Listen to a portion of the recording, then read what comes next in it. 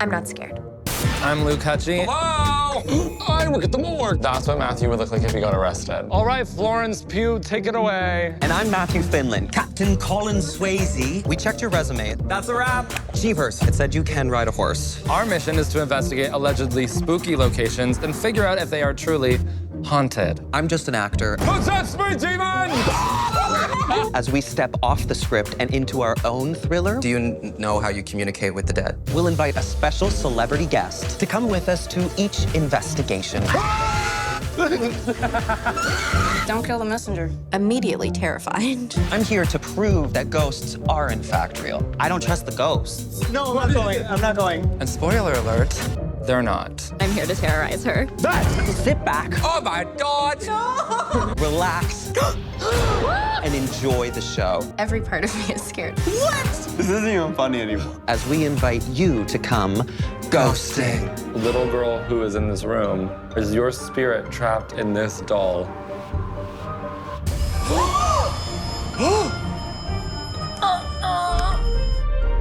Chef's kiss. I'm Matthew Finlan. I'm an actor. You may know me from Orphan First Kill or Brazen on Netflix, Ezra on Out TV.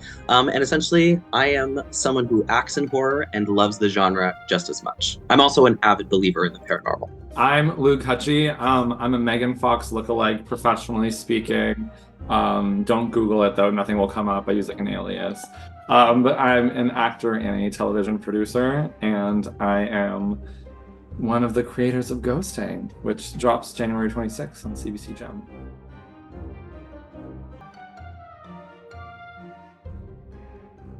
The idea came out of a real life scenario that was as spontaneous and as fun as the show is itself. Luke and I were in San Francisco for a movie premiere, and Luke didn't know that Alcatraz was off the shores of San Francisco. And so then it became a mission for us to make it to the island. And everything went wrong that you can imagine. The best we could do on one day's notice was this little wooden dinghy that could get us like halfway there, but not quite. And so many things went wrong on the boat. That's a whole chapter to dive into. But by the time we made it back to shore, we were killing ourselves laughing with how many things had gone wrong. And then the idea that we have no business being in Alcatraz, except for the fact that we love horror. We would love to look for ghosts. And then our good friend, Kola Ayoka, who was also in the movie that we were in San Francisco to see. And she's our guest star on episode number 1. She was on the boat with us, and we whipped our phones out and just started pretending like we were on a paranormal investigative show. And we had Alcatraz in the background, and we just started riffing. And it was an idea that just was so good that it just kept going. I'll also say Luke knows how to take an idea from the tiniest kernel to the actual thing. So like, yeah. We didn't get to Alcatraz. I feel like that's one of the biggest regrets of my life. Yeah, it's not too late. We got like maybe 3 arms lengths. Okay, that's a bit dramatic. Maybe like 5 arms lengths. Like we were close. Like we were in the proximity of Alcatraz, but we were not allowed to go there. So we kind of just circled around it a bunch of times, which I don't feel like it's the same experience as going inside. So I think we just have to go back at some point. You know what I just realized that we should have done, Matthew? We should have put on the special thanks of episode 1, Alcatraz. That was a missed opportunity. And Skipper, he was the captain of the boat. And I'm not thinking Skipper. You're not thinking Skipper? Okay, fine. No thanks to Skipper. But Alcatraz, for sure. The guy who was driving the boat, his name was Skipper. This man has come up with every interview. He was just like, yeah. If you like put everybody on the boat into teams, I would say we were like the last team he was rooting for, and if that makes sense. So it's just funny that out of that boat, so much was born when it was like we were not set up for success on that boat. Never.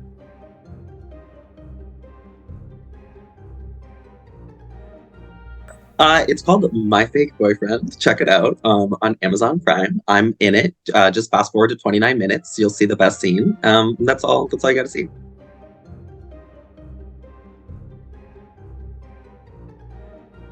we are the hosts of the show. Basically, the structure in which this show the structure in way like this show operates is basically me and Matthew are kind of like the spearheads of the why. So we'll basically introduce where we're going. Matthew will explain why it's supposed to be haunted. And that has a lot to do with the history or the folklore and basically setting up the foundation as to why people believe it is haunted. And then from there, my angle is basically to look for the holes in Matthew's story or just work to prove that there's any other logical answer for something rather than, oh, it's a haunted house. And so we kind of basically have our, opposite opinions that battle each other throughout the episode, but we have a celebrity special guest in the center who's basically completely virginal to anything. They don't know where they're going. They don't know why it's haunted. They don't know anything. Like, they know nothing about anything until maybe an hour before we start filming. So they have no idea. So they're kind of almost there as the audience's POV, where they're learning in real time and they're seeing it in real time. And all three of those perceptions of the night lead us to the verdict of if this place was actually haunted or not.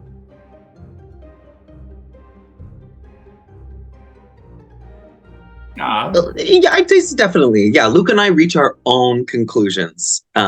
Whether it's the same conclusion, you got to check it out. It's different every time. I'm definitely the believer. I am the big believer of the two of us. That being said, yeah, okay. I would say no one. I would say there's no good, there's no bad. I think it's being open to what happens. But I will say, Matthew would lean more into oh my God, the wallpaper is beige, and I was thinking about the word beige earlier today, and now that means it's haunted. And I'm just more it's a beige wall, move on. And so I think those angles. Okay, I would like to say, I think the evidence I lean into is a little bit stronger than that. If I was give me a noise and the radiator turns on, I might be okay, yes, the radiator turned on, but we asked for a noise and that's the radiator, that could be a thing. But the biggest Luke's thing is definition of proof is crazy. Always the thing that it's always different. We never are married to those roles. That's what I'm trying to say. Truth. It could go so left or so right. It just depends on what happens. And that's the exciting thing, because Luke and I have never visited the locations. Every time you see us arrive on the show, it is the first time we've arrived in real life. So that was really cool to do the research before going there and then being oh, this is where the people died, or oh, this is the staircase they were talking about. Things like that really click, and then you can feel the energy. Very cool.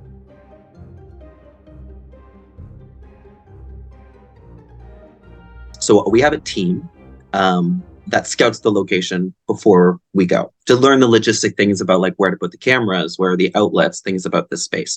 And sometimes they would learn things those days that would later get relayed to us. But otherwise, we would do all of our research ahead of time and sort of find the hauntings or the spirits that were known to reside in this particular spot, and then the local history around it. So we would find a local cooperator, somebody who was really familiar with the property, and we'd ask them a bunch of questions about the history and the haunts. But the biggest thing for us was in the setup, in the pre of the filming, was making sure that every story was different and we kind of weren't doing the same thing twice. So we had me and Matthew, as well as Jonathan Judemore and Riley, Brooke Yerxa. We had our team, and we were all kind of just poking and trying to find places. And then once we kind of were married to even the short form story of that place, then me and Matthew did know why we were going there. We understood why people would think it'd be haunted,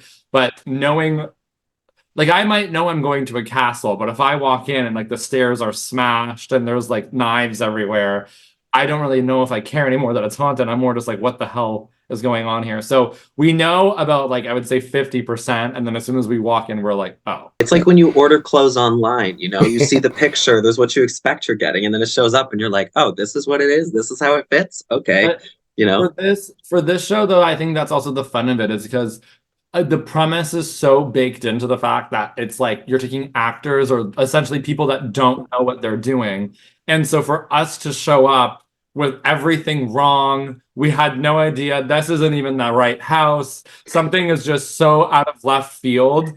And then we're like, okay, well, we're here. We're going to have to just figure it out. It kind of just plays into the, you know, it's like an extension of just that fun that people have with their friends when they're just being stupid. So it's a really fun way of trying to still figure out how to make things work, but we're basically just pulling things out of air as we're going through. Not all the time, but it definitely happens. We literally know nothing. The first time Matthew used half the tools was on that, like, was on air. Yeah, I was like using the REM pod for the first time, using the EMF detector, you know, all of these tools for the first time.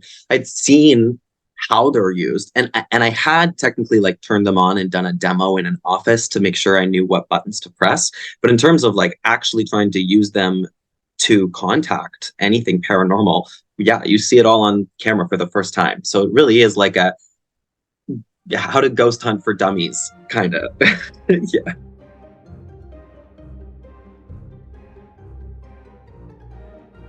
Things that definitely happen. I don't want to go into like super specifics about what location, what room, what hotspot, because the exciting thing is about this series, all 8 episodes come out at the same time this Friday, January 26th. So you can binge them all. You can see all the haunts, all the tools, all the spaces. It's very cool. But yeah, we had things like responses from the REM pod going off at like conversational levels, which was really exciting. We definitely had a lot of crazy things. There was a demon that knew my birthday, which was really funny. That was a wild ride. We also had, I mean, jury's out on this, but an alleged possessed doll, which the doll was acting in a possessed manner, I'll tell you that. We had used Matthew's light up box, which most people call a REM pod, but I call the light up box. We used it a lot in many different places. And then there was just like, we had been in this like old creepy ass Victorian house, and it had never just like, I don't like, it almost was like seizing. Like it had never just gone off in like a very immediate reactive way. And it was like so crazy because the whole night was just very like this. And all of a sudden at like 3 a.m., this thing is like screaming, and that was the only time I was ever scared. Or not, I guess, yeah, scared. Like yeah, I saw the REM pod make noises I didn't even know it could make. Like I had never seen it go to purple. Like, you know, like the 4 light colors lighting up. Like we had some responses that were like, I don't know. Like this says everything in the show was outside of my knowledge, but that was especially outside of my knowledge. I was like, I have no idea what's happening here anymore.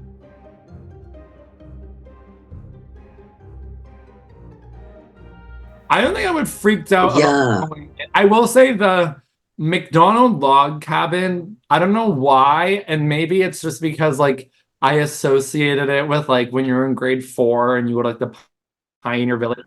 I don't know. Like there was nothing inherently like scary or weird or like whatever. But I think it was because it was just so visually compelling and different from like what you would assume your own comfort zone is, that it made it feel, I think, just to me like more cinematic or theatrical, or like I really was somewhere else, because it's obviously from like, I don't know the math, but like 200 years ago, give or take. And so it just kind of sells you in that perspective of like, you're not in a normal situation, which I think helps heighten like, oh, maybe there is something different here. Like I'm not scared of a ghost in a Walmart, you know what I mean? But like a cabin surrounded by trees, I'm like, oh. I'd say for me, one of the spots that I was excited, nervous, fearful about was the SDG jail in Cornwall. I don't know if you've explored that or not, because they say, you know, like tragedy plus time equals haunting, you know, sometimes. And so at a spot like a jail, there's so much, especially the SDG, when you look into its history, it was some brutal sentences and torture that happened there. So we just going in, I was like, this place is energetically charged. You could kind of feel it. That's also an awesome episode. We have the Grandes in that, Frankie Grande, Hale Grande, and I was pleasantly surprised at how serious they took it. Not without any fun. They still fun and very entertaining, but very much like myself, they were like, we need answers. Let's figure this out. So yeah, that's a great one. Check it out. Hale's Hale's very competitive by nature. So if you give him Yeah. any task, he like needs to be the one that does it the best. So it was a very interesting. It was almost like Frankie became Matthew and Hale became me, but they both wanted. They were both leaning into it, but it was really funny to watch Yeah. that. It was just funny.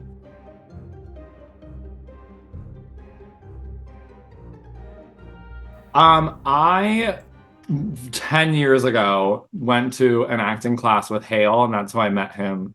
And as the years went on, Hale met Frankie, and they are now married. And so I know the Grandes through Hale.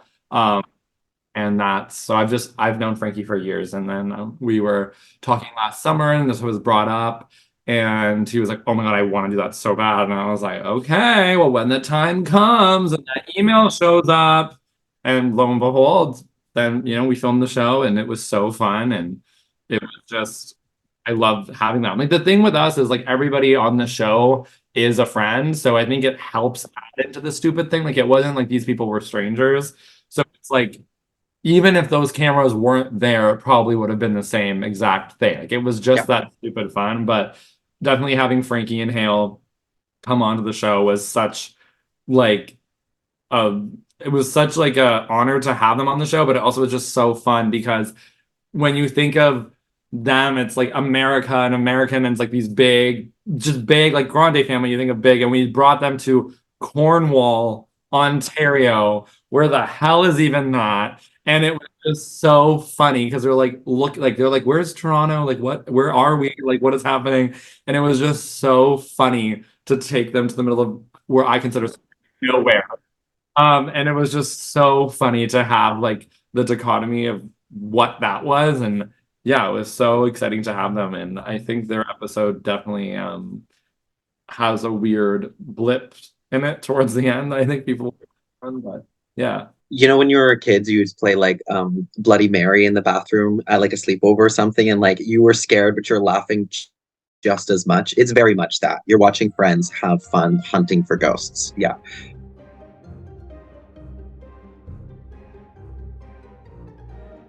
That one was super, super duper fun.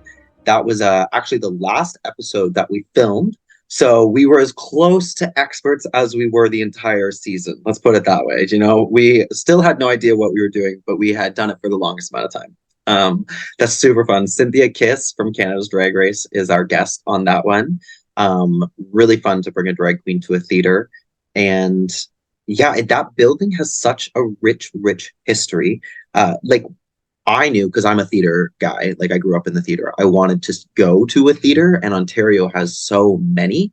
But the Aurelia Opera House in particular stands out because of like the fire, the jail that used to be in the basement, the tortures that happened. There are lots of death that goes on there. So right away it was like, oh, this place is like teeming with history. Let's go. And we narrowed it down to 3 hotspots. And for us, a lot of the activity we found was, yes, in the main space, but then also... I think, again, because this show it's not like the show isn't designed to necessarily be like, I mean, it's not designed to be scary. It's not designed to make you afraid of something. It's just designed to essentially just be fun and find a new way to showcase talent places in the country. And I think when we were, talking with everybody, we wanted to make sure that like, we're not trying to sell you like, oh my God. And so for us, we got to work really closely with them, and they couldn't have been better. But was a roller coaster, 100%. So much was not made in to that episode as well, which I don't think I can even. I know I'm not allowed to bring up, but it was a beautiful house. It was definitely so fun.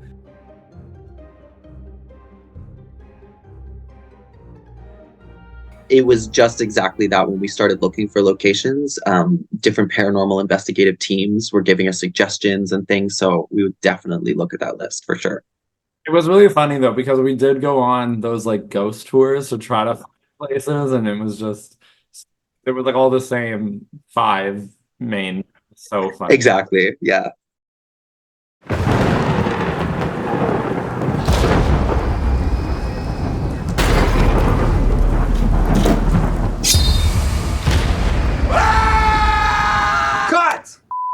I'm not scared. I'm Luke Hutchie. Hello! I work at the morgue. That's what Matthew would look like if he got arrested. All right, Florence Pugh, take it away. And I'm Matthew Finlan, Captain Colin Swayze. We checked your resume. That's a wrap. Jeepers, it said you can ride a horse. Our mission is to investigate allegedly spooky locations and figure out if they are truly haunted. I'm just an actor. Possess me, demon! As we step off the script and into our own thriller, do you know how you communicate with the dead? We'll invite a special celebrity guest to come with us to each investigation. Don't kill the messenger. Immediately terrified. I'm here to prove that ghosts are in fact real. I don't trust the ghosts. No, I'm not going. I'm not going. And spoiler alert, they're not. I'm here to terrorize her. Sit back, Oh my God! relax, and enjoy the show Every part of me is scared. This isn't even funny anymore. as we invite you to come ghosting. The little girl who is in this room is your spirit trapped in this doll.